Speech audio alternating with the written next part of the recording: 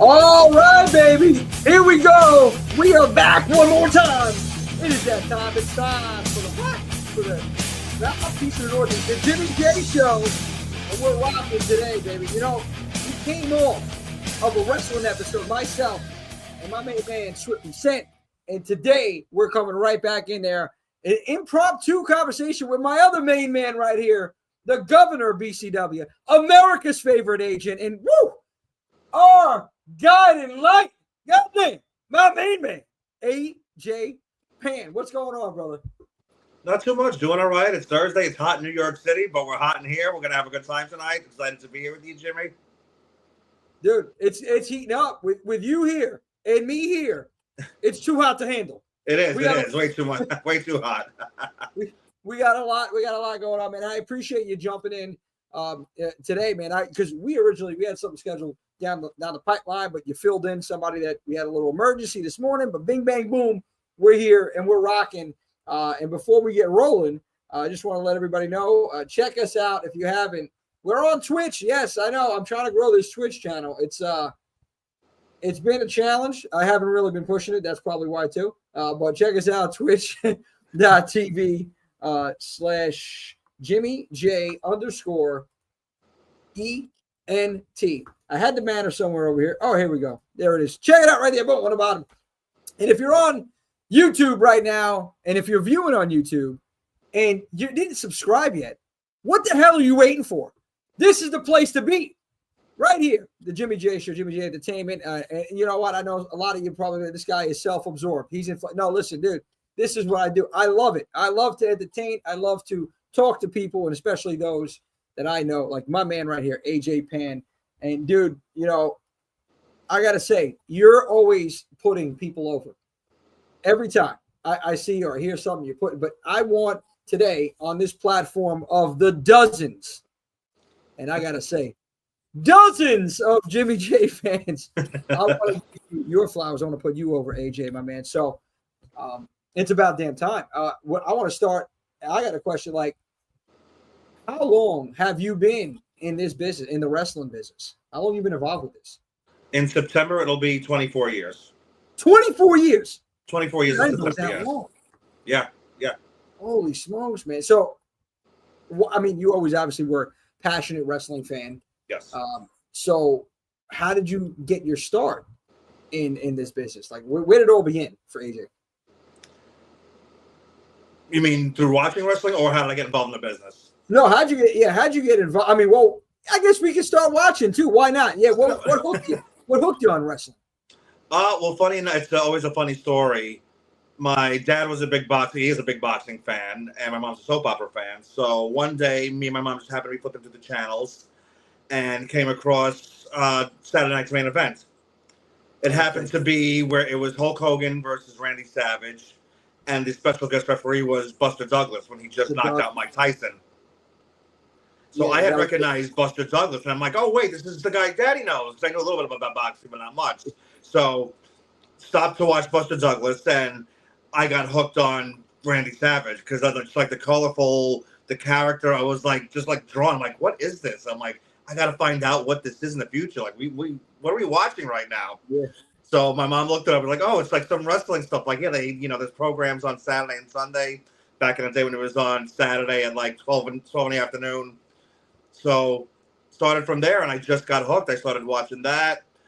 And as you know me by now, I get very into stuff. So from there, I just started doing research. So I found out about WCW Saturday night, started watching that, and now learning about more wrestling. After school, I found ESPN would air old USWA or old Global Wrestling shows. So I started watching that and just became more knowledgeable about the sport until became the man you are, the man you know today. Dude, yeah. I mean, you know what, man? Back then, I was speaking to Swift about this last time. Wrestling was just a spectacle, man. It was over the top. These characters that we had, the 90s was the best. I'm going to say best decade for wrestling, my opinion. But going into that, that's early 90s. I think that was 1990 Saturday Night Main Event because it was 90 beat Tyson. So yeah, and Hogan Savage. That had to be. Because I'm thinking about it now, the Saturday night's Main Event and I'm so happy they brought it back. Yes. Like WWE. What do you think? I mean, bringing it back. I mean, they should have never, took it off to begin with. Man, I enjoyed that. And even WCW Saturday night, right? It was like 6:05 on. Yes, 6:05. Yeah, that 05 always got me. I'm like, why? Why that 5 minutes? I don't know. Just how they did it, but I enjoyed that. I enjoyed the Saturday night programming, and I'm happy either way we got that back. So, all right, that's how you got hooked on wrestling. And after that, you just became obsessed with it, and you started doing your due diligence, getting involved. What about fast forward years later in the business now? You're working on the independent wrestling scene. So how did that come about? So even before I officially started, like when I was in high school and stuff, very good friend of me and my mom's. She's big in the wrestling business. Rest in peace, Georgiana Acropolis. She would take us to WWE shows and other shows, and she invited us to she introduced us to the independent wrestling scene because she was a huge ECW fan, and I forget the town, New Jersey. I should remember this, but it was a NWA Dennis Corluzzo ran event, and Sabu was going to be on it. I was a huge Sabu fan. So she's like, "Do you guys want to come down to the show?" He's wrestling in front of ours, and he was new at the time too, Devin Storm, who went out to be Crowbar. So from there, I got introduced to independent wrestling, and I was just, not in awe, but I was like, "Oh wow!" So there's more than what's on TV, and like this is cool. Like, you could see some newer face people I never heard of, and I became fans of, but also stars who were either still currently on TV or who were either fresh off TV or hadn't been on TV for a while, and got to see them in a more intimate setting. And I was like, oh, wow, this is kind of a whole different spin on what I've been used to for the past 4 or 5 years. And, now being more mature, being at, being maybe like 10, 11 years old, and now 15, 16, starting to grasp more of the business side, and like the eyes just opening more, like, oh, wow, this is something cool. So started doing that a lot. She took us to a lot of shows, ECW shows, NWA shows, and other independents. And from there, just, I do now, just ask, like, hey, listen, if there's an opportunity for me, I'd love to do anything. So I would help out with taking tickets, helping one of the wrestlers, this is dating myself now, with their Polaroids in the ring, their meet and greets, helping with autograph signings and all stuff like that. And, slowly started getting trusted there. When ECW would run at the original Elks Lodge, one of my best friends at the time, that too, Damian Farron, rest in peace as well, he was the head of merchandise. So whenever they were there, I would help out there with the merchandise tables. I would help unload the trucks, help sell shirts and all that stuff. So I just wanted to get whatever I could.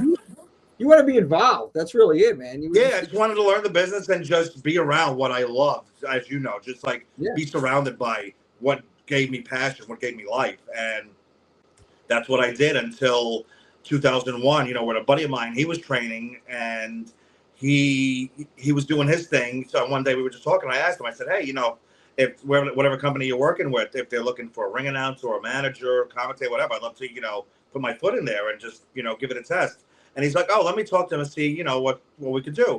And a couple of weeks later, and then he's like, oh, we want to give you a tryout on, it was September of 2001. And started out as a ring announcer there. And that's how it began. Did a good job there. Like, okay, yeah, we're going to bring you back.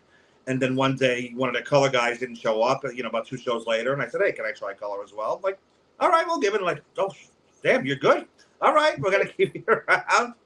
And I just kept asking for more opportunities. Then one day, there was they were doing like a charity event, like a big, like a house block party back in the day. So I was like, listen, since this isn't, a branded show, can I manage my boy, Latin Rage, my friend Carlos? And, and he was tag teaming with now one of my best friends in the business, Mike Law. And that's how we became great friends. So I was their manager for the first time, and my first time managing. And they were like, oh, okay, yeah, you guys have really great chemistry together. Like, all right, we're gonna try and make this work. I always take it out. I took on too much, but from there, I was notorious. I was ring announcing, I was commentating, I was managing. So wait, that's now I see you do it. I didn't know this dated all the way back to 2001. Yeah, that was my start into it. Yeah, so I got to get my feet wet in every aspect and see what I liked.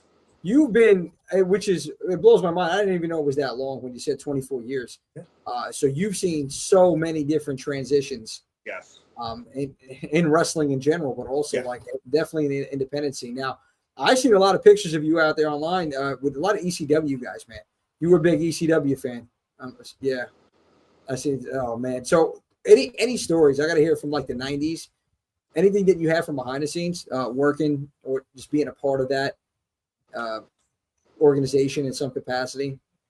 I mean, it's tough to. I mean, I appreciate it. I mean, but I was just like a high school kid in awe, where going on a Saturday, being at the ECW arena, and then Monday being back in high school and just showing up and talking about being around guys like Tommy Dreamer, the Sandman, the Dudleys, and being around these rabid crowds in Philadelphia. Like, I feel bad for people who didn't get to experience that, who just talk about it, because I was lucky enough to be inside the ECW arena, like feel that atmosphere. Like the shows, like if there was a show now in July, it was a sweat box in there, but nobody minded. Nobody minded because it was such a great time. You never know what you're going to see.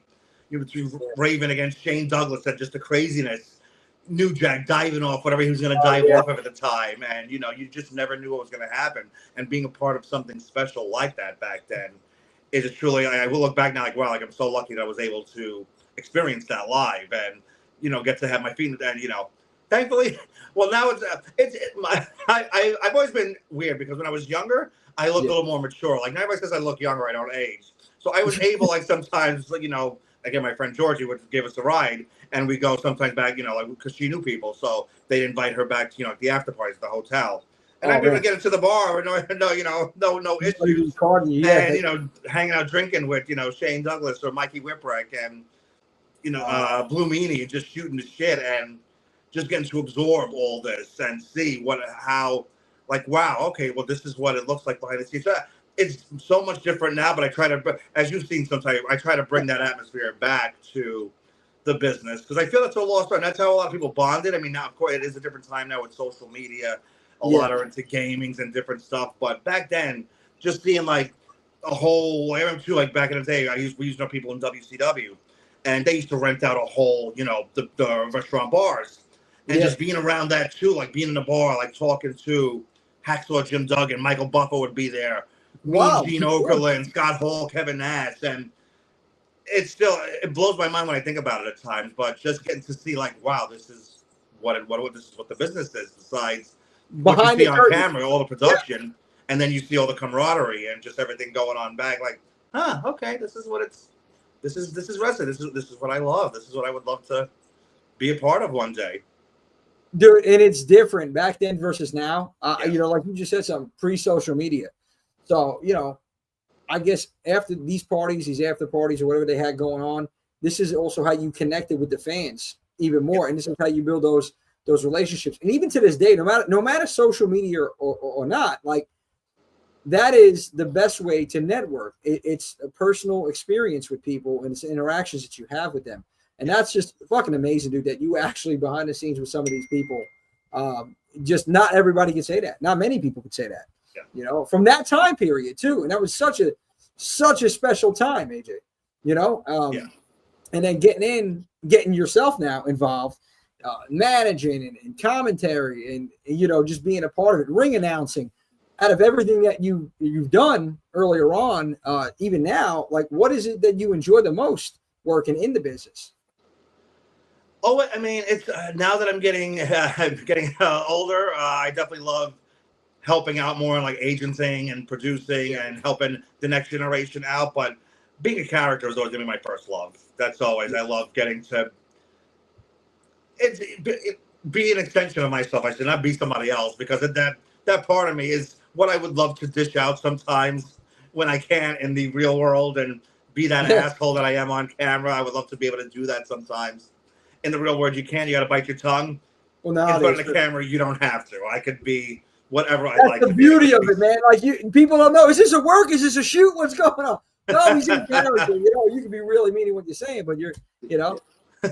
Well, it's great. One of the biggest compliments I always tell us is one of the biggest compliments I ever got after a BCW event.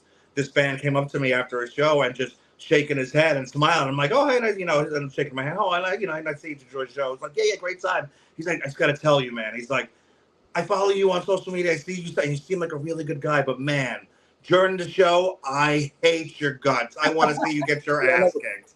He's like, I'm sorry. Like, don't be sorry. It's the biggest compliment you can give me in the world. Like, the fact that I can make you forget that part of me and can believe this guy for 15, 20 minutes. That's one of the biggest compliments you could ever give somebody. So, in my eyes, I'm like, so thank you. So I love that I could flip that switch and make people for a little while want to see me killed. No, dude, no, absolutely, man. Because now it's believable. Bottom line, right. And that's like even the guys that we see on TV. Like, I just feel like it's changed so much. And we got nowadays we have some decent, I want to say decent characters. Yeah. Not the greatest, not what we had back in the 90s for sure. But you know what? I feel like we're spoiled because of that. I've said this before. We're spoiled. We grew up during the best time. So it's like, we can't expect it to be like that now. So we got to accept it for what it is. Yes.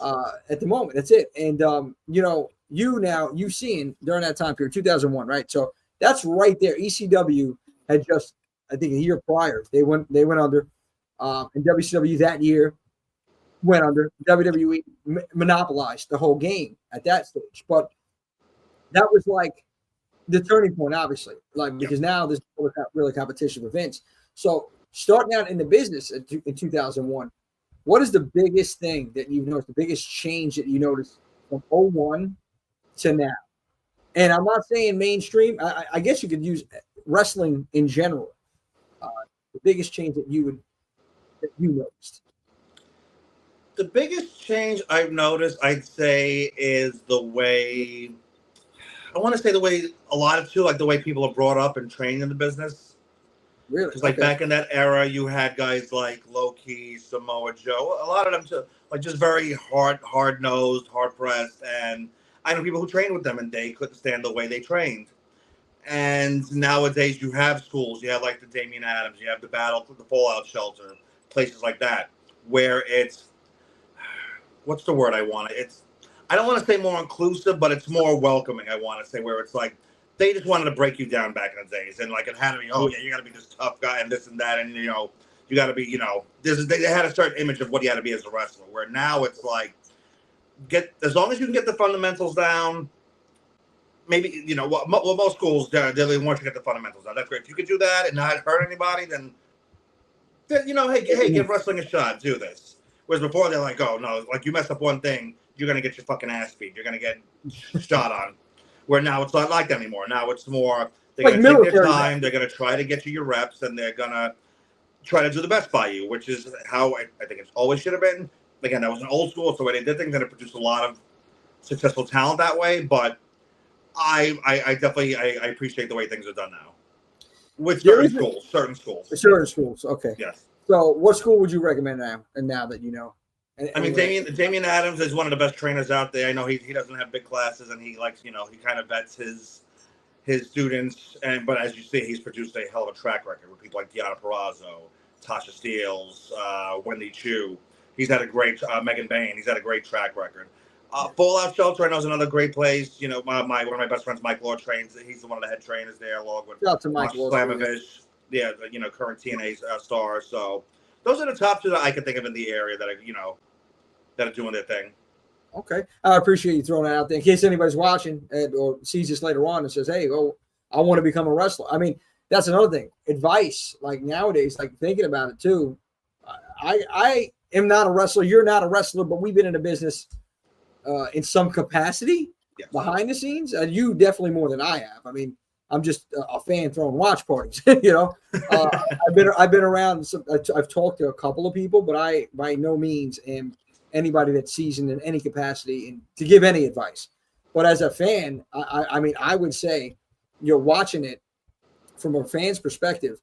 I want to see somebody that not only can move well in the ring, but is believable and really good. And for me, it's more on the microphone.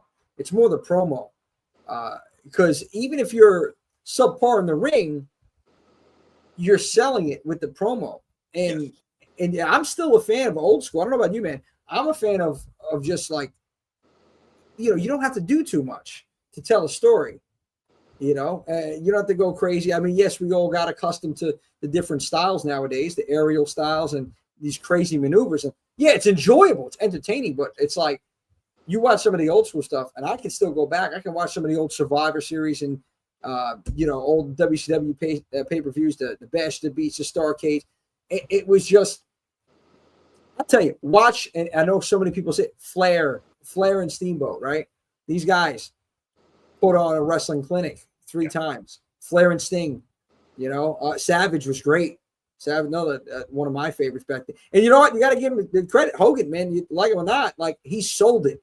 Oh yeah, he sold it, and and it's these are the guys that and there's plenty of others down early '90s that really shows you what to do. It kind of laid out the blueprint of like how to sell things. We have John. Hey, Johnny boy, what's going on, brother? How we doing, John? Appreciate you jumping in. Miss Andre the Giant, Macho Man, and Hot Rod, legends. Some great ones, yeah. Yes. Yeah. So, I guess what I would say, AJ, is like, what advice, from your standpoint, what would you give somebody that's just fresh? Say they come into your organization. I know you're working right now with BCW. Anthony Cole, BCW. Shout out to them. What advice? Somebody came to you, hey, I want a shot. I want to get in this. I want to get into this. What would you tell them? On the independent scene, it's different than, what you do in the major leagues, but because it's, again, like I said, it's much more intimate. But what I would say, definitely, message the promoter. Don't bombard them, because we get tons of messages, and we have, besides the messages from there, we get a lot of things as we're trying to promote upcoming shows, work on that. Besides that, ask if you could come to a show, just check it out, or lend a hand, help out, be respectful. Don't expect anything. Be there, because there's been a lot of, I've seen both sides of the coin, and they've come to BCW and they've been entitled. Or you have others who come, they lend a hand, they don't open their mouth, they sit and they watch the show. And when an opportunity comes, I'd be the first one to go to Anthony Cole and be, listen, and he used to, so-and-so couldn't make it. What, someone, 5 people are here. I'm like, Wrestler A, Wrestler B, they've been here the past 3 or 4 shows. They've kept their mouth shut. They've come, they've helped out, they watched. I see them sharing our stuff online. Let's give them an opportunity. And that's gave quite a few their start in BCW, and now they've been, regular members of our roster. So I would definitely just be respectful. It's said a lot online, and it's different, and it's meant in different ways. But the business doesn't owe you anything, so don't expect something. Just come, ears open, mouth shut, and just hope for the best. Patience is virtue a lot of times, and that's how this business is. As you see, sometimes you think an overnight success. It's not overnight. People are trailing the indies for 10, 12 years before they finally get this. AJ Styles, how long did it take him to get to WWE? Prime example. So, and you know what, man, and that I'm a firm believer in paying your dues.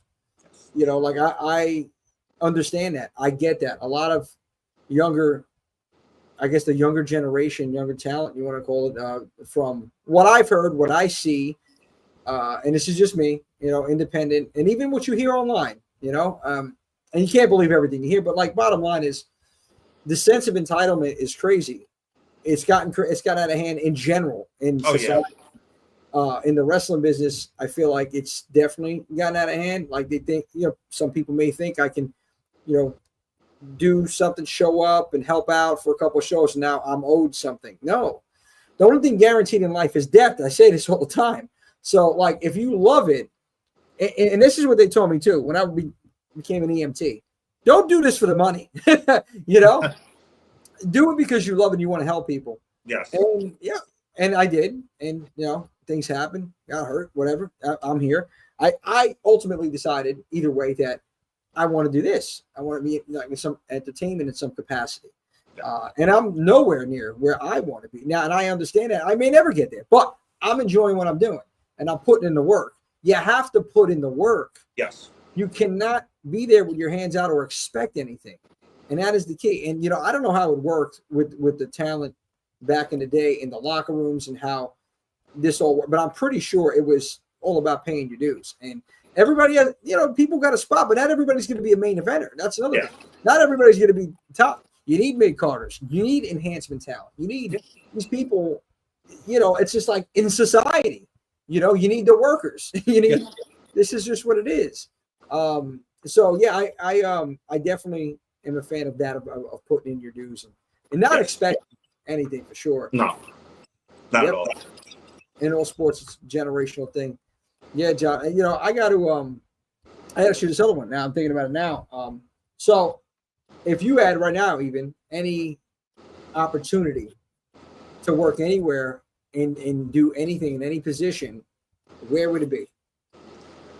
I mean, the realistic dream right now would be to either work behind the scenes, of course, at WWE or AEW, help with agenting, something like that, or be a backstage interviewer, even a commentator at one of those two promotions. I know I probably couldn't give my all as an on-air character to any of the big promotions at this point. You don't know, but again, getting up there in age, and you don't see that much anymore. But I believe I could contribute as a commentator, or definitely behind the scenes agenting, as I've been doing the past couple of years, and people have complimented my style, and I've helped out a lot. So I think that's where I would succeed in those areas. And of course, Jim would be to go one of the big two that are on TV. Even if I wasn't on TV, knowing I had a hand in helping the product, and like with AEW, I see they struggle a bit. Yeah. I'm not behind the scenes. I don't know what's going on there, but it just looks like there's, a little disorder. So, like if I could go in and help out in whatever case, and people, then see, even if ratings don't go up right away, if I could see online where people say, oh, wow, the shows have gotten more structured, there's more progression in storyline. If I could see that, I'd be happy, because that's what makes me happy. And BCW sometimes, like I think I'm our harshest critic sometimes. Like even I look at sometimes the card that we put together on paper, and I'm like, all right, there's going to be 2 or 3 matches that are really going to carry the show. The rest should be okay. And then by the end of the show, fans are coming up to us, me and Anthony Cole, and they're just saying, wow, that was an amazing show. And when I go back and watch it, I'm like, okay, that delivered. Everything hit for the most part. Like, all right, I guess. And that's because, it's in part to a lot of things. It's the roster that we have cultivated, and also, like I speak again to the backstage camaraderie. Sometime back in the day, we used to have where there were cliques and people were saying 3 in the corner, 4 here, and it was just all it just didn't feel right. And now everybody's just open up, sitting, going around talking to each other, and it makes for a more open environment and friendly environment, and you want to work together, and it gives us more like. And then too, not back in the day, like, oh well, this one doesn't want to work with this one. Like, oh, these two have. And I was like, okay, we have an open field right here. We can match anybody right now. Yeah, no, that's important, man. Building that camaraderie on your roster for sure. Yeah. Because then it's just people get to know everybody on a different level, and that actually enhances the matches. Oh, 100%. And that's when you're booking, and I've seen some of the stuff you've done.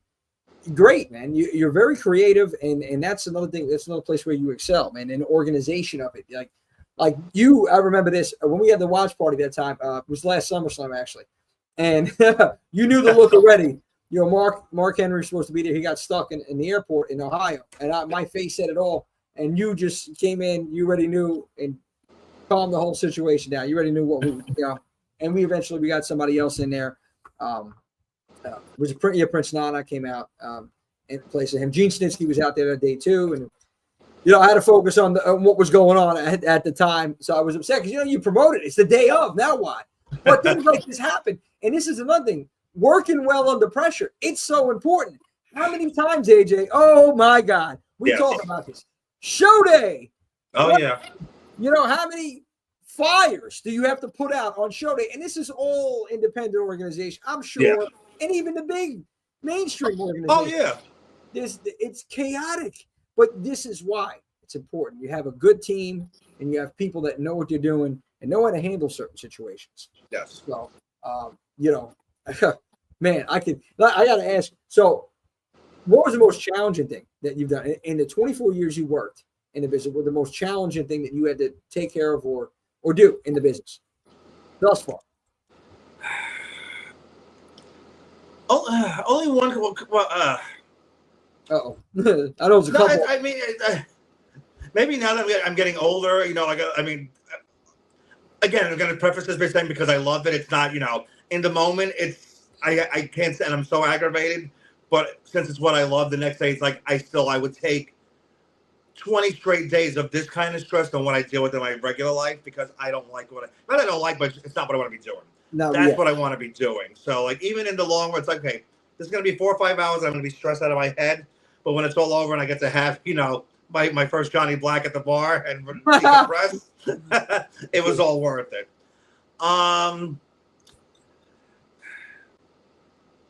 There was this company I worked for, FWE, great company. We had a lot of fun, and a lot of people say to this day, it was the precursor to what New York wrestling has become now. Like it led to places like HOG and other companies, and even a friend I did an interview right before the first Mama Pan tribute show, and I got to speak with a good friend of mine, Mike Johnson, for Pro Wrestling Insider, and because he used to go to a lot of the shows and cover it as a favorite of me, but then it became so big, he likened it to. He basically said that we were the precursor because the Young Bucks worked a lot with us towards the end of our run. And he basically said you were kind of the blueprint for AEW, which I didn't really think at the time, but a lot of people said, like, no, that is kind of true. Like, yeah, like the way you guys ran things, like it was a lot of, but we didn't have as well. We became more. We had a mix of good independent talent, but a lot of bigger names too, like Drew McIntyre before he went back to WWE. We had him, Really? Tommy Dreamer, Carlito, Chris Masters, the Bucks, Daniels, and Kazarian. So we had them in a mix with guys with like Mike Law, Jorge Santi, EJ Risk, Joey Ace. Like a lot of those guys mixed in too. So, but being there at the time, the guys who ran it, they were great guys. Always loved working with them, but they kind of had tunnel vision, and they would like miss a lot of things at times. Where back then, I was mainly supposed to be just a ring announcer. Okay. I ended up getting over as the heel by chance, and the second guy was like, "Well, Conrad," he's like, "Well, you got to keep that up because I don't know how it happened. You become like one of the biggest heels here." Like, okay.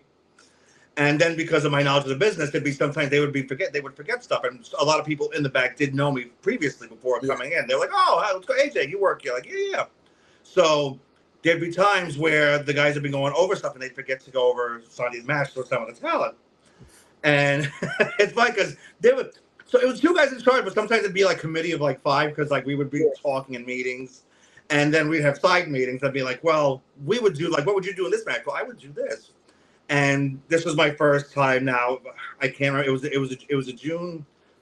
I want to say it was 2013 or 14. First time I agented a match. It was Ivelisse Velez, Casey Ray, and now Zelina Vega. It was a triple threat match. Okay.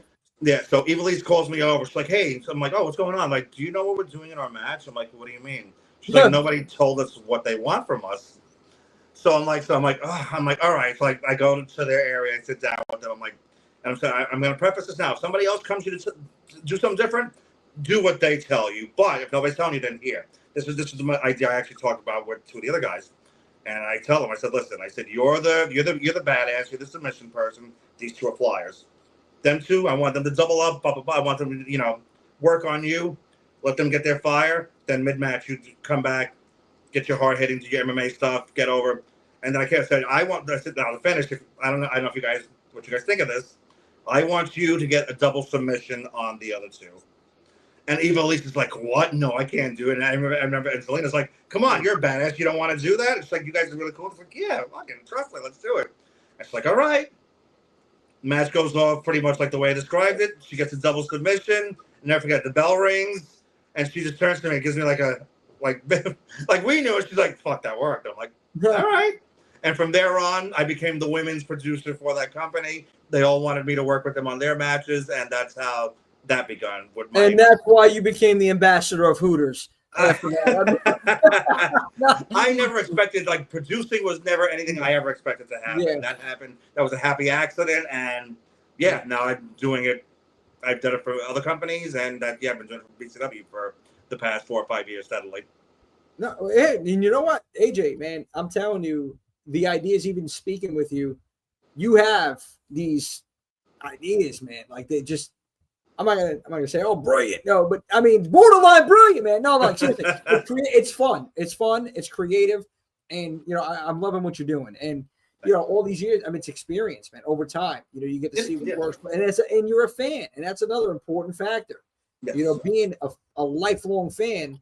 As a fan, what other fans would want to see, or most other fans would want to see. Right? Yeah, you're never going to please everybody, but No. I've seen, and again, like I told you, I've watched WWE in the night. I've seen that evolution from the new generation era to the Attitude Era to the Reality Era. In the midst of that, I saw WCW, and it was just the Atlanta-based good old Southern boys to raising to the NWO prominence and getting more realistic. ECW, seeing everything they did from having the hardcore violent matches. Then you'd go to Eddie Guerrero, Dean Malenko classic matches. Then you'd have tag team classics. You'd have the comedy in the beginning with the Blue World Order and the FBI. So learning that you can build a card like that, honestly, that's what I tell people. ECW, that was my biggest inspiration, the way Paul Heyman booked it, because there was something for everybody. And then even like you said, like even if you had enhancement talents per se, they didn't make them look like an enhancement talent. So even if you know this person might not win, a match for the next year, but people still wanted to see because he built a story for almost everybody. And that's what I try to mimic whenever I'm asked to book something. I'm like, all right, well, we got to do something for everybody. And there is an audience. There's people who like old school Ring of Honor where it's just pure wrestling matches. That's fine. You have your Game Changer fans who likes a lot of the hardcore stuff, and that's fine. They have their niche. I think the variety is good, and a lot of people do like that in the majority, but that's the way I like to view things. So if you want your tag team match, you want maybe a little bit of chaos in a street fight or something. You want some comedy mixed in. Then you want your hard hitting matches, like you want the Darius Carters, you want the Daniel Alexanders who could fly and has a puppet. You want, you want these everything for everybody, man. And I love that. I love that because it's a show. You're coming out to be entertained. You're telling a story too. Yes. Storylines so important to get people invested into that, into the characters. But as a fan, I want to see that. I want to see a little bit of everything. Yes. Don't give me one type of match the entire show. Give me a little hardcore action. Give me a little, classic wrestling, like technical work, like a Bret Hart style match. This is what I want to see. I want to see the women's match. I want to see, something crazy. I want to see two big dudes, like face to face go. I mean, it's something for everybody, like you said, man. And then that's how I noticed that you also booked the show, which is great, man. ECW did a wonderful job doing that back in the day. And I think, WWE, as they continue to evolve, we started getting a lot more of these other matches and these, different match type thing with the introduction of we've seen the casket match and the Hell in a Cell and Elimination Chamber. They're getting creative now, man. Yes. And you have to. You have to keep evolving. I mean, I do think it's gotten a little crazy. I think that, peeling back the curtain a little bit too much is that I don't like. I mean, we know what it is. Okay. We're not stupid. We know what it is, but I don't want you to keep throwing it in our face and showing us what it is. And like this whole thing, get your opinion on this too, with what Triple H is doing right now with this. I forgot the name of it already because I don't even want to think of the name of it, but it's pretty much peeling back the curtain and going in the writer's room of WWE. Why? Why do this? There's no Jake Roberts was right when I seen this post on it. You seen that, right? There's no amount of money that's gonna replace the damage it's gonna cause. That's what he feels like. I don't know. I'm with it. I'm with him on that, 100%. So, as a wrestling fan, I agree with you. Yeah. As a business person, that's kind of where we are in society. Reality TV is huge.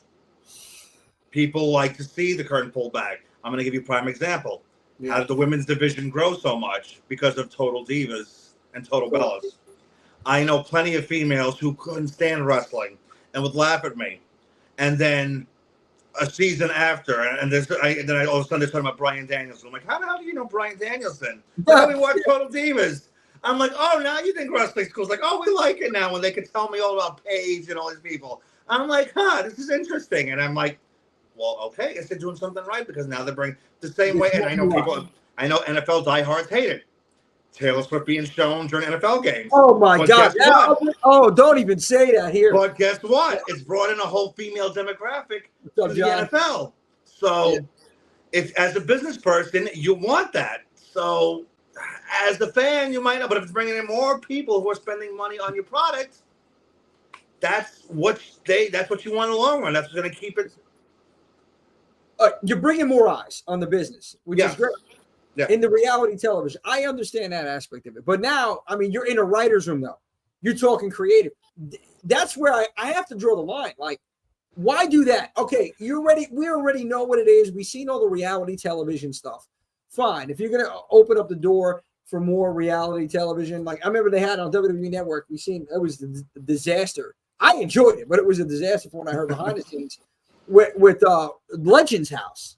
I remember that. Yeah, I mean, it's funny watching all these legends live together.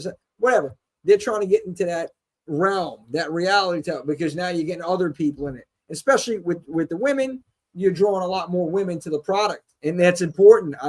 Like women rule the world. That's what it is. We know that. So, now if you're drawing more women to watch the product, that's huge. So I agree with that. Yes. But I can't agree with what H is doing with this. I'm just not a fan of it. It's Tony, the Wrestling Magic has disappeared.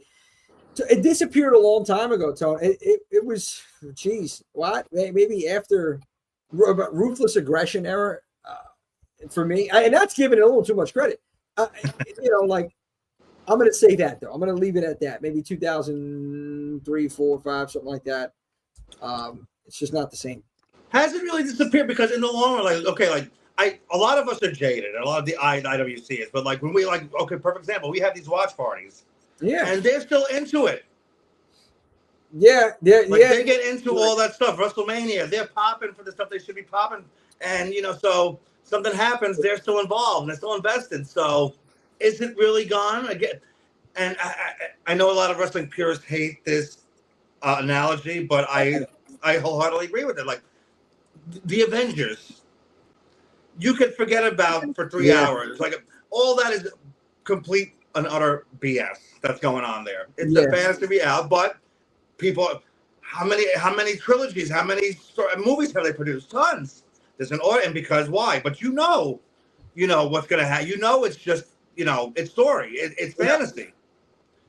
Pro wrestling, as long as, to me, it's like, let's face it, it's been exposed to death. We know, everybody knows it's sports entertainment. It's a, predetermined sport. We all know this. Now, it's on the writers and producers. If they could make you forget about that for the 3 hours that we're watching, that's all I want, really. I want to be stuck. I don't want to have to think like, oh, I don't want to be watching like, oh, well, they did this because of this. I want to be like that main event of Mania with Cody and Roman, where we're seeing 5 or 6 run and we don't know what's going to happen, where it ends up Rock's in the ring and we don't think, oh, who's coming up? Oh, shit, Taker's there. What the hell is this? Like, we're feeling back to when we're kids. Yeah. And the fact that they could still pull out that emotion in us, the magic's not really dead. It's still there. It's their job to bring it out of us, and they still have the ability to do so. Okay, yeah, it's not fully gone. You're right. You're right on that. I guess Tony I'm trying to understand maybe Tony what you're saying with like the excitement factor, like back in the day, Monday nights, and again, this is also due to the evolution, the technology evolution, and everything that we have now with social media. Back then you had to be in front of the TV when Raw was on, or you missed it, or you got to set your VHS tape to record it to watch it back. We didn't have this. Oh, we're gonna go back with DVR or anything like that, or we could just go click back on Netflix now. No, it was must see TV, and the thing that they did back then, in comparison to now, is they left us with cliffhangers at the end of the episodes, almost every week. It's like, what happened? Oh my God, there's a brawl in the ring, and we gotta go. That's it. And then I was excited for next week. I gotta know. I gotta see what. And then the build, the go home shows to the pay-per-views back then were so much better, man, because it left you so much in anticipation for what was going to happen at this event. You didn't know, especially when Austin was on the card, like when during his run. Oh my God, Attitude Era, like guy coming in with Zambonis and fucking everything going on. Like that was entertainment, man. And it was just like you never knew what was going to happen week after week. Him and Vince, everybody, that storyline changed the game, man, because everybody wanted to get back at their boss in some capacity. Oh yeah, and this guy do it. on TV. It was incredible, and I miss that. You know, I miss having to be in front of the TV and watching it at that time, and also like the way they would end the show, the build up. It became soft porn, and I lost interest. John, okay. Best is when, when he beat him in with the bedpan in the hospital bed, John. Yeah, that's 100%. That was one of the best. All I remember hearing is, "How about your foot?" And it's you know, entertainment. But it was great, man. It was just the things they would do back then. Yes. I like the fact that it's not 2 hours, but we got like it's almost like 2.5 now. We're getting on Netflix, so it's a little bit less. It's more easily digestible every week. It's just so much content now. That's another problem.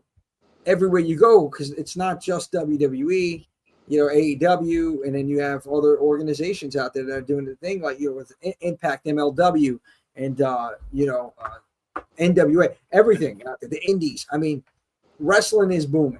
Yes. And it's not going anywhere. No. But it's, JJ, you got to agree with me on this. It's just not what it was. That's it. It's simply put, because of the times.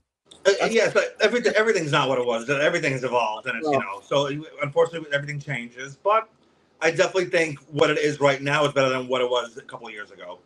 Oh yeah. That we're in a much better place. Stories are better. There's the TV. Like I go back at my Facebook post with memories, and I'm like, oh my god, like there was 4 or 5, 6 years I couldn't stand WWE. I couldn't even watch. I was critical of everything, and now I'm like, oh, it's gotten so much better. Like I could sit through and watch a lot of programs, and again, see, like now AEW's been around 5 years now. Like, congratulations, God bless them, and there's more independence growing up, and to see a lot of even the local indies, or drawing so many big crowds. Wrestling is back, and people are so. Again, people. I understand. I'm not trying to dilute the saying that the magic has disappeared. It has to an extent, but at the same time, there are still a ton of people invested in it. So there is still that spark that drew us to it, and I still see it. And it's not as prominent as before, but it's there. Yeah, I still see, and it's what I like to see when I'm at shows, local shows, or even when I go to the rare case I go to bigger shows, is you see the kids. Yeah. They believe, and then their parents get invested, and that's all that matters, really. Yeah, like we're jaded, we've seen it all. What can you do really to shock us? At this point, we just want a good story, we want a good match, but good show. Yeah, seeing it through their eyes, it's like, okay, it's I'm like, you know what? It's still alive. It hasn't jaded them yet. It's like with Santa Claus, like, all right, it's still in there. Like, and as long as they believe, wrestling will still be around. I still believe Santa's going to deliver what I wanted when I was 7, but we'll see about that Mighty Max playset. Okay. John, don't laugh. I was watching when Bob Backlund was champ. Hey, whoa. Hey, listen, man, it is what it is. Backlund, back in the day, was a great champ. Oh, yeah. Back in the day, Bob Backlund, man. I'll never forget when he won the title at Survivor Series 94, and the whole promo. And then he lost it 3 days. Like the whole back. You back into morality. I don't know. Something like that, man. But man, wrestling, it's definitely, like you said, it's evolved. Same time, devolved in some areas. But we go with it, man. As fans, no matter what, end of the day, no matter how bad it gets, we're gonna watch it. Yeah. That's what I realized. Now, I want to get back to you, and this may be little touchy subject, but I want to get on this over here. Mama Pan, God bless Mom, and she's been in the business with you as long as you've been alive. So I want you to talk a little bit about Mama Pan, and I also want you to talk about your fondest memory with Mom that you shared with her in the wrestling business. She was like, I mean, she never wanted to get involved. She was just fine watching shows, and she was like me into photography at the time, and she loved taking pictures and just hanging around, schmoozing. But at the same time, while we're hanging around there, people would ask, and they trusted us, and she would help to a time take tickets, help with the autographs, help with the Polaroids. And then as I got more involved, she got a little bit more involved too, and a lot of wrestlers began to know her. She would help them out with with their merchandise tables. She would help take tickets at the door if there was issues. you know, she would get security involved, and she would, you know, take, you know, make sure everything was taken care of, or she'd be like the front of the, you know, the face of like, you don't want to mess with Mama Pants. You definitely do not want to mess with Mama Pants. So, yeah, you know, so it was great having someone, you know, your parent that loved what you loved and took you around. And when I was younger, and then she got involved in it. And oh, she would always say it was tough when I got more involved in wrestling and when I was managing, and I had to like warn her in advance, like, gonna be all right. This is what we have. Oh, I have maybe you should leave the building for about 15, 20 minutes. You know, you might not like what's coming up, but I'll be fine. I'll let you.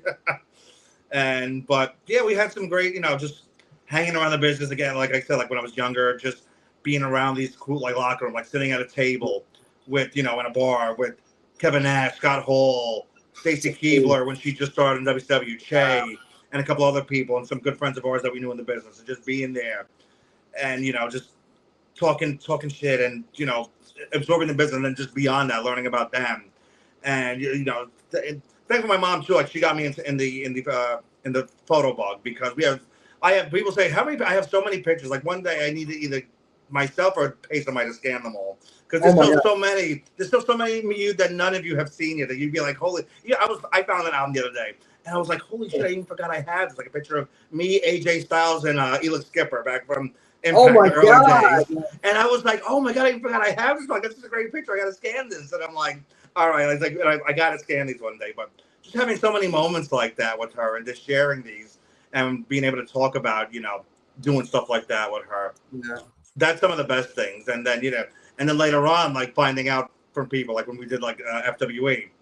Yeah. So the promoter at the time, he loved the Stars, and the other guys he didn't show as much love to. So I found out later on. So like Jordan would the promoter Jordan, he would tell her, he's like, listen, he's like, nobody gets DVDs, we got to sell them all. Okay. But then if let's say, you know, Angelina Love came up and like, oh, she wanted to get, you know, how much for a DVD? Oh no, give it to her, it's fine. And even the bigger names would get a DVD. So after she passed on, a lot of indie guys, the lower card guys would tell me, it's like, your mom was great to us whenever, you know, we would ask, how could we see our matches? She would just give us the DVD on the side. I was like, oh, shit. Oh my God. She was like, oh, your mom was the best. She took care of us. So I was like, that's great. So like, all right, that's really good. Like, I had no idea that she did that. I was backstage running around. Nobody said something at the time. They're like, oh yeah, your mom would always slide us DVDs before you know, ask how we could see the matches. That's like the mom. That's a mom thing, man. Yeah. She was a mom. Like she was like a mom for everybody. Yeah, she's like a wrestling mom. So yeah, a lot of people told me that. That always made me feel good when I hear those stories from, you know, some of the guys. I'm like, oh wow, I didn't even know you had that relationship. Like, oh yeah, your mom was the best. So I'm like, it definitely makes me feel a lot better when I think about that and how loved she was in the business. And man, I would have loved to meet Mama Pan. Yeah. She probably thought I was just a maniac, man. oh, you would have some laughs, so you definitely. Yeah. It's like me. Yeah, she didn't give a shit about anything, and that's great though, man. I'm just happy, AJ. You know what? That you and her you had that experience. Yeah. We had those experiences, those moments together. Something you'll never forget. And you know, we got to see this archive, man. This photo archive that you got, like. One of these days, yeah, but I'll get to them. But yeah, even I'm surprised. Like I said, I'm surprised. I can't believe I found it. I was like, oh my God, like I got to get these scans someday. So hopefully next year or two, I'll be able to figure out a way to, you know, hopefully, Brandon, I hope I hit lotto. And I was like, here, throw somebody, you know, $500. Like here, sit here. How much is it? Oh my God, it's must be a lot, dude. Listen. Oh, I have so many. Like, because she loved taking pictures, and we, like, you know, say like.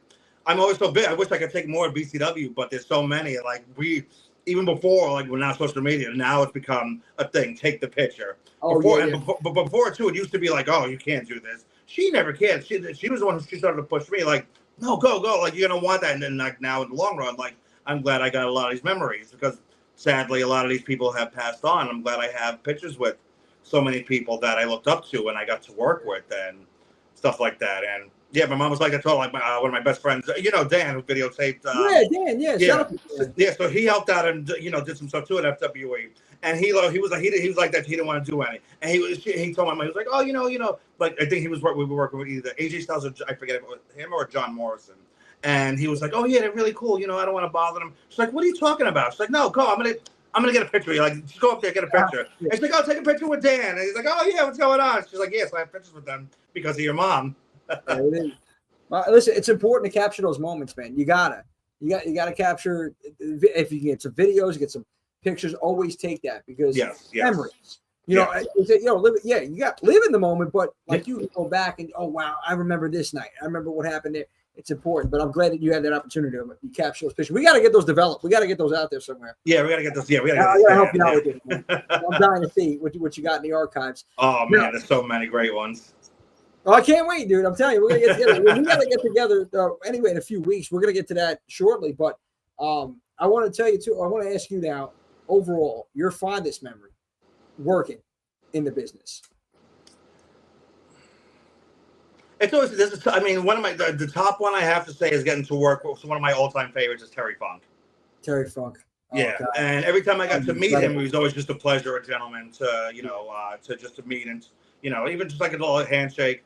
So I got to work the House of Hardcore 3 event as a ring announcer, and Terry Funk was on the. It was like I think it actually was one of his final few matches. Not many. There was towards the end of his career. It was him and Tommy Dreamer against Lance Storm and I want to say Sean Waltman. Oh, okay. I'm pretty sure that was that was the match. And we were working. There was also the big event that morning, and FWE. We were partnering with House of Hardcore at the time. We were doing cross promoting and stuff. So we had a bunch of talent at the big event. And Terry Funk was. I didn't get to see him during the event. I saw as we were leaving. So I he was waiting for a shuttle or whatever. I went up to him and was like, "Oh, Mr. Funk, I'm sorry to bother you. Just wanted to let you know, I'm announcing at House of Hardcore tonight, and I'm just really excited. I'm honored to be working with you." Grabs me by the shoulder and shakes my head. "Oh, kid, thanks. Gonna be a hell of a time. This and that, So I'm like, "Oh man, yeah, I forgot that." So and then just like seeing him work after, and then after his match, and just I was in awe. Just like I kind of blanked out because I just wanted to do such a great job announcing him. Yeah. And just like I was in the moment, and then afterwards, just like seeing him in the locker room. And it's like one of those pictures you see with him, and like he's talking about, wrestling's gonna be around, and he sees me, grabs me on the shoulder, "I have a beer. Will you have a beer?" And he's like, "Wrestling's gonna be around forever, forever." And he gets the whole locker room chanting, and like I said, next thing, I'm a kid inside my I'm trying so hard, I'm marking the fuck out. I'm going crazy. I'm like, I can't believe this is happening right now. And then he cheers me. He walks off and starts talking to Tommy and all these W guys, and I'm like, that just happened. Like, oh my God. Like, I could leave now and just, die happy. I can leave the business right now and having that moment. But that's my top favorite moment, I'd say.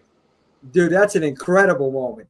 That had to be Terry Funk, man. Yeah. An absolute legend. Rest his soul, man. Yes. Oh, God. House of Hardcore, too. Thinking about that organization. I know Tommy doesn't run any more shows, but I enjoyed the few shows I went to at House of Hardcore towards their they were fun show. Yeah, they're really fun show. And it was fun ones to work. Yeah, it was definitely a lot of fun atmosphere backstage, and got to meet people. I think Kevin Owens on that show. I didn't get to, I didn't, I got to meet him briefly and talk with him briefly. So that's the great thing.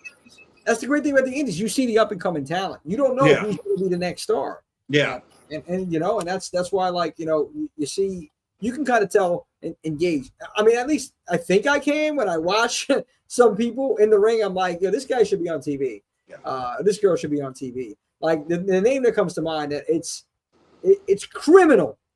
And you know what I'm going to say? That he's not on TV. And if he's watching this in some capacity, damn it, answer your phone. I sent you a text. Darius Carter. Okay, Mr. Darius Carter.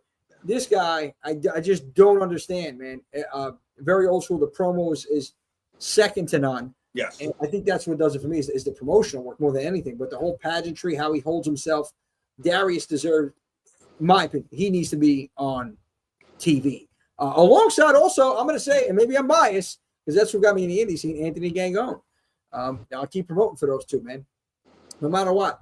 Just because I know there's plenty of other guys and girls, but like for me, those are two names that come to my mind, man. And it's a beautiful thing working in the indies and seeing the indies and seeing up and coming talent. Yes. And what's going on. And I want, dude, there's so much I want to tell you about because I want to get to karaoke and some future endeavors, right? But before we do that, actually, let's talk while we're on the indie scene. I just want to promote this thing that's up and coming.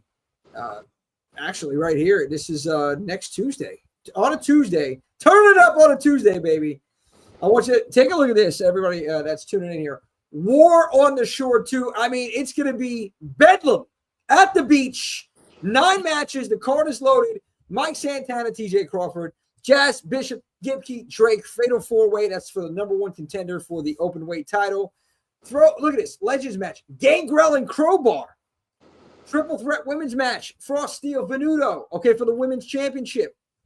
Epi versus Rich Holiday. He's going to breathe that rarefied air. Triple threat. Sean Donovan, Dixon, Oliver. He makes his debut. Jordan Oliver makes his debut. And I think last year Donovan and Dixon had a match. Same event. It was just anarchy on the beach. Marcus Mathers, not Marshall Mathers, and the bad boy Joey Janela going at it. Forgot almost a 20-man battle royal for the open weight title. It's a who's who. I mean, when this is all said and done, I mean, it could be there's bodies buried in the sand. There's bodies floating in the water. Maybe somebody's even just stacked under the boardwalk. I don't even know. This is going to be chaos. And, of course, the main event right there, Tom Latimer, NWA World Champion, going against the man, the myth, the legend, the premier champion, Fight Factory premier champion, Danny Moff. This is chaotic, dude. This card is incredible. I love the concept, man. I do. I love the concept what they have going on because it's on the beach. It's reminding WCW 95, Bash in the Beach. So excited for that. Always, try to support as much wrestling, especially independent wrestling, as you can. I know people may not be a fan, of certain promotions, certain promoters, whatever the reason is. Do it for the love of wrestling and for the talent that's in that ring, doing what they do. Put on a show for you. That's it. I mean, there's so many great independent organizations, man. We talked about this too, AJ, out there. But that one, I really wish I could make it. It's next Tuesday. Something incredible they got on that card. But moving along also to us, what we have going on, man. Okay, talk about future endeavors. First ever 2-night affair for SummerSlam. But we're only going to be having it night 1 at Hooters, baby. That's right. Beer Babes Body Slams. It's going down. Once again, of course, your host for the night, America's favorite agent, AJ Pan, doing his thing as always. And of course, this guy right here, Jimmy J, going to be a part of the festivities going on. It's free admission. It's free raffles. It's a hell of a time out there. Wrestling trivia. Come out, have some wings, have some beer, enjoy pro wrestling. And, AJ, we've been doing this for some time now. And we've had events dating back pre-pandemic. I had events, shout out wrestling, shout out to, Green Man and MJP, Putty, and Mark Schwann, and what we were doing then. And the evolution, because we took a beat with the pandemic. Now we're at Hooters. We had the Summer Slamboree in Brooklyn. We had a couple killer events over there, man. You'll never forget the moments that we created. The baby punting competition with Gene twice. The Sandman making an entrance over there, and the no ring match, and so many things. So many people came. You never know. That's the thing. You just never know who's going to show up and what can happen at these events, especially since it's in Jersey and there's a lot of talent already in town. I don't know. Maybe I can pull some strings and we'll see what happens. Tony, yes, Hooters, baby. That's what we're talking about. So I can't wait, man. That's in a few weeks. We'll be out in Long Island. For those asking, I didn't even mention which Hooters. 25 Smith Street, Farmingdale, New York, Long Island, Hooters. AJ and I will be out there. Some of the other team members should be out there as well. And John says, hey, Tony. So it's it's going to be something, man. It's going to be something. It always is. It's always a good time. It is always a great time. Yes, we have a good time. Trivia. Everybody who comes out has a great time. I mean, you can't beat having a bunch of good-looking women walking around as you're watching wrestling. That doesn't hurt either. A couple good-looking guys over here walking around. You have us too, but you have some good-looking girls coming around with the beer, the wings. Well, for you, because I'm tied. So, but for you, man, I'm sending them your way. I'm sending them your way, buddy. There's a lot of. I mean, what's the saying? I mean, you can go window shopping as long as you don't make a purchase. Yeah, exactly. I'll be walking in there, Stevie Wonder. I've got the shoes on inside. It's gonna be a great time. I mean, Hooters is always fun. Shout out to Matt at that Hooters too for always holding it down over there, doing just a tremendous job, keeping everything in order. Anytime there's any little minor things coming up, boom, it's fixed. 1, 2, 3 for the donations, the cards, the gift cards, and stuff that we do. At the very least, man, like not every time are we gonna have a talent or we gonna be able to hit a home run with these watch parties in that aspect. But you're always going to have an experience and a good time when you come out. And that's what I pride myself on with everything that I do. And I know you do the same as well. You want to give fans an experience and to give them a good time, as a fan. And that's what we do, man. So come on out. If you can't make it, if you can't afford it, whatever it is, come out. You can definitely afford this because it's free. Even if you pack a lunch, if you can't afford to pay Hooters, just come out. Just don't tell them I said that. They're gonna want don't keep it on the low. No, peanut butter jelly, bologna and cheese sandwich, whatever you gotta do, man. Go to the bathroom, eat it. Come on, we don't see that. We don't see no evil, hear no evil, speak no evil. You know what I'm saying? But no, it's gonna be a good time, man. So anyway, AJ, speaking of good times, it's a good time every Tuesday with AJ. Okay, karaoke 1-on-1, right? 1-on-1, yes. 1-on-1. First Avenue and First Street every Tuesday night. Still haven't made it out to all this time, which I'm going to. I promise you. I will be. I keep promising. I better keep it very soon. I got to make it out to this one. But talk to us about now transition, because you're still doing your thing in wrestling with BCW. Yes. You're still working. You're part of the Jimmy J family. You work with the watch parties here. You're helping, and we're going to continue to grow. Which I got something else I want to tell you before the end of the show. We'll get to that. But yeah, no, something. Yeah, I know my crazy mind. But talk to us about karaoke, man. Talk to us about what you got going on at 1-on-1. 1-on-1, it's a great place. It's a fun, Irish kind of, not as Irish sports bar, a little divey, but a little fun divey.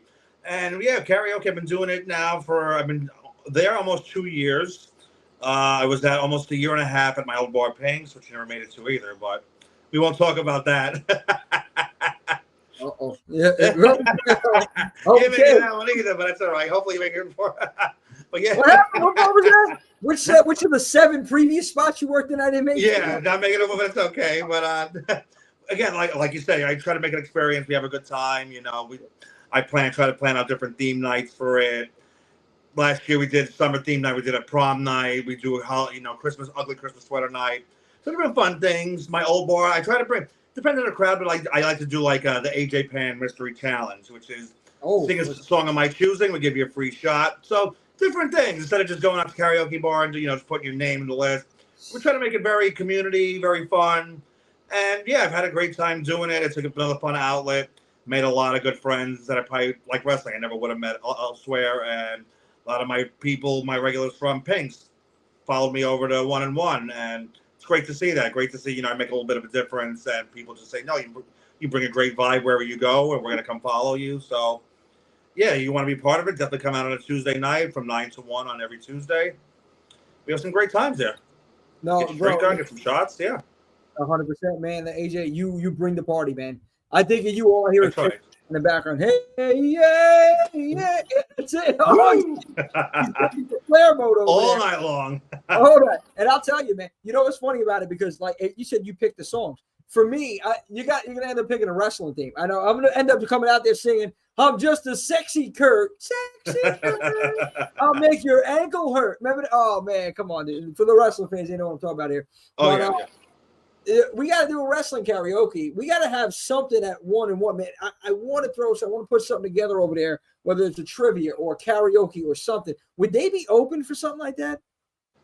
Possibly, potentially. I mean, if you come down and you talk to me and my manager, get down and we do a little talk and we can probably make some moves happen. But I gotta make it. You gotta come down one day, yeah. Things are getting a little bit better here with them picking up. I know Horror 365, but we have quite a few things happening there. But I'm trying to make other moves as well on the other side of it here in Jimmy J Entertainment side here, and like wrestling is a major part of that. And what we have with the watch parties, I would love to do old school wrestling watch party nights, maybe once a month, once in every 2 months or whatever it is. Also trivia, man, trivia is big and people love that. Karaoke, I gotta make it. I'm gonna make it a karaoke. I gotta make it down there, bro. It's just been too long, man. Yes. It's been too long since I've been saying it and I haven't showed up. But I will. I promise, AJ. I promise I'm gonna make it down there, man. The other thing is I want. What were you gonna say? You say? No, I was just saying the list is growing of people even wrestlers that have come down and you haven't come down yet. Well, Darius Carter's come out. Anthony Gangone's come out. JC Storm has come out. Vanity's come out. Ray Calitri's come out. Just saying. Not looking good out here. And some of these guys aren't local either, so I'm just saying. They saved the best for last, AJ. You know that. That's it. Just ask Vanessa Williams. I'm telling you, man. I'll be there. I'm going to make it out there. 40 years of the year. 40 years out. I'm getting a picture with you. Add it to the book. I'm going to karaoke, baby. That's it. That's all right. It. Promise. So yeah, because we got to talk. We got to talk turkey with my main man over there about doing some business. Yes. But speaking of business, I want to put together something, and I've been thinking about this. It's not going to happen this year, but I've been thinking about a show. I've been thinking about a once a year payoff show for all watch parties.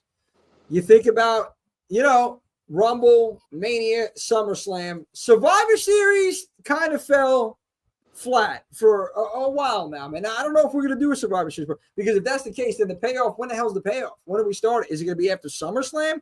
It would have to be, because we can't have it like in the winter months. It's going to be tough for people. But, I'm thinking about that. What do you think about this big payoff show, the build? This is like essentially another promotion for you, but at a watch party. And we actually have a virtual GM. Yeah, many of you may consider him the Antichrist of professional wrestling. And maybe you may think Jimmy J, because listen, I tell you right now, I'll be the first to say, I have people that love me and I have people that hate me. Okay. And it's okay. I love you all no matter what, because you're still watching. But I'm going to say this. Okay. Vince Russo, the virtual GM of this madness. And you know what? In this case, it may work, because who knows? David Arquette being the champion might work in this capacity here during this time. I mean, it's not WC, it's not a big, big organization. But I'm going to talk to Vince. I did briefly. He did a little GM promotion work before. He's down to do something virtual. Why not? Let's get it booked, man. Let's get some entertainment back, more entertainment at these watch parties, and let's have that payoff show, an actual show. What do you think about that, AJ? I like the idea. I like that. That's a very intriguing idea. I'm interested. I like to see where this goes. And I think I'm going to call it, and this is something that Green Man and I were talking about a while back. We were supposed to have the show. COVID happened. A lot of craziness happened during that time. It was, what I called it then was Jimmy J, one for the haters. It could be one for the haters and then one for the fans, whatever you want to call it. I think one for the fans. One for the fans. Yeah, one for the fans is better. I'll do a one for the haters down the line for something else. But we got to have one for each side of it, man. But you know what, dude, I think this is something we're going to talk a little bit more about down the line. But AJ, I appreciate your time, man. Taking the time tonight, last minute filling in. This is something that we were going to have actually a few weeks from now, but hey, better now than then, man. I had a great time, great conversation talking with you, man. I want to give you the floor. I want you to talk about anything that's on the horizon, anything else that you want to plug. Talk to us, man. The floor is yours. Definitely come to karaoke nights, like we said, 1-1. But BCW, our next big event is Queen of the North 6 coming up. That's SummerSlam weekend as well, kicking us off on that Thursday, July 31st, at the Mecca in Ridgefield Park, New Jersey. Looking forward to that. It's always one of my favorite events. We started, as we say, about 7 years ago. Kicked it off. I lose track. It's 6, but with the pandemic, Yeah. We did get it that year, yeah. But do we have one to follow? I don't know. It's either, well, it is the 6th one, so it might be, but 6-7 years that we've been, it's been in existence, and we've had so many great Queen of the North, so many great moments, so many great female athletes who have come through the doors of it. This year's going to be no different. The field that we have, Harlene Lopez, Hannah Taylor making her United States debut for BCW, and making that's her first match ever in the U.S. Oh my God! Was supposed to be a couple of years ago. She got injured, sadly. Her and Mariah May, when Mariah May first came over to the U.S., they came together, they're good friends. But now she's getting to make her debut, and I'm happy it's with us at BCW. We also have Sammy Chaos in the tournament, Ivy Malibu, wow. Maya World, Jackie Go. So those are the 6 competitors competing in the tournament. Okay. And we're going to crown a new Queen of the North that night. Also announced, what do we have announced? I can't give anything away, but we have main event, Darius Carter defending the World Championship against Kylie Alexa. We didn't get to have it last year. Unfortunately, an injury happened that had to stop that match, but they both wanted it. We're going to have it this year. What else is announced? Not that one. We're going to have the Tag Team Championship, Stunning Law, my girls, Journey Burke Esquire, the Law of Attraction, and Stunning J. Will be taking on MLB, Major League Blondes, JC Storm and Nahia Robles. So, yeah, it's going to be a lot of fun. Yep. Jay Bougie will be defending the Grand Dragon Championship. We'll be announcing his opponent very shortly. And as well as my girl Notorious Mimi defending the Women's Championship. So to be defending as well. We'll be announcing that very shortly as well. So it's going to be a great event. A lot of eyes I'm hoping on it. We're kicking off SummerSlam weekend. And you never know what else might happen, but that's going to be a great event. I'm excited for it. I'm putting a lot of, as I do with everything, but this is, I don't want to say it's make it or break it, but this is a big one for us. And if you're in the area, please make it out, support independent wrestling. Yeah, I don't want, ask anybody who's come. I'm not going to say we don't disappoint, but ask anybody who's come to our shows in the last year or so. Everybody's had a great time. We provide great entertainment. And again, like I said, it's one of those, independent wrestling. Yeah. It's very interactive. So, we're not, we have fun pre-show, after shows. We do a lot of different things. So definitely come and support us. Come support independent wrestling. Come support some of the great talent that are on the show. I'm excited for that. Awesome, AJ. No, I can't wait, man. I'm going to try to see if I can make it out there. I know that's another thing, man. It's just tough. Since I moved out to Pennsylvania, with everything, with the work schedule, with everything else going on, the travel. But I encourage everybody. That's a huge week. And this is the first time SummerSlam is 2 days. So there's a lot going on in the New York and New Jersey area up here in the Northeast. Make it out to as many shows as you can. You're going to see top-notch wrestling, and I'm going to tell you why. Because at every other time, you will see, top tier. This is going to be enhanced because they know there's so many people in town. They don't know who's watching. So I think everybody's going to bring their AAA game and their AAA plus game, and it's going to be a hell of a time that whole weekend. So I'm excited for it too. And then, of course, that weekend, man, we got SummerSlam watch party. Looking forward to it. It's going to be a hell of a time, AJ. I appreciate it, brother, for you taking the time today, filling in. We're going to get together. I'm taking that picture down there at 1-1. I'm going to come down. We're going to do karaoke, but I'm going to see you anyway in a couple of weeks. Thanks so much. Thank you, everybody out here that tuned in, that spent a little time with us tonight. The man himself, America's favorite agent. Goddamn, my main man, Governor A.J. Pan. And, guys, check this guy. Just follow him on socials. See what he does. See when he gets into character. When he turns it on, it doesn't go off, baby. And it's all not long. As only you can do, AJ. Oh, my man. All right, brother. We're signing out of here. I appreciate it, man. I'll talk to you soon. Everybody, remember, stop counting your problems, count your blessings, and keep creating those moments and memories. We're going to see you next Thursday on the Jimmy J Show.